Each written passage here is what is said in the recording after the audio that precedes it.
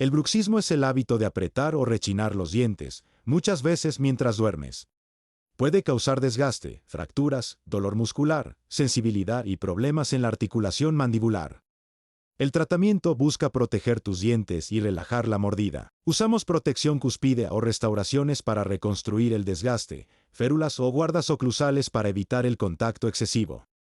Y, en algunos casos, ortodoncia para corregir la posición dental, equilibrar la mordida y distribuir correctamente las fuerzas de la masticación. Así prevenimos daños mayores y cuidamos tu sonrisa a largo plazo.